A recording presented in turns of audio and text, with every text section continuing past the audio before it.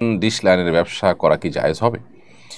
উত্তর হলো যে ডিশ লাইনের মাধ্যমে কেউ যদি ভালো কোনো চ্যানেল নেন, যে চ্যানেলে কোরআন তেলাওয়াত আসবে, বাচ্চাদের জন্য কোনো কিছু থাকবে, হারাম কিছু থাকবে না, তাহলে সেটা জায়েজ হতে পারে।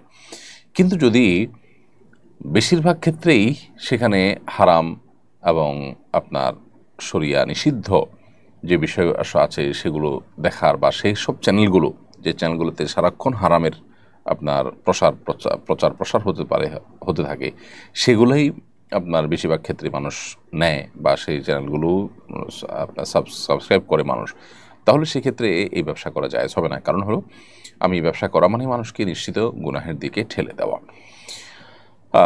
অনলাইনের বিজনেস অর্থাৎ নেটের বিজনেসটা এর চাইতে কিছুটা ব্যতিক্রম। কারণ হলো, নেটের বিজনেসে আমরা জানি যে সাধারণত নেট জিনিসটাই হলো এরকম যেটা দিয়ে সব রকম কাজ করা যায়, ভালো মন্দ সব অপশন আছে। আর ডিশ লাইনের ব্যবসাটা হলো যে ডিশ লাইনের আপনার যে চ্যানেলগুলো আপনি তাকে সাবস্ক্রাইব করে দিবেন, বেশিরভাগ ক্ষেত্রেই এগুলো সব চ্যানেলগুলো সেট করে দিতে হয়, সেখানে আপনাকে দিতেই হবে হারামগুলোকে সেট করে। তো সেই জায়গা থেকে এটি আসলে জায়েজ হওয়ার কথা নয়।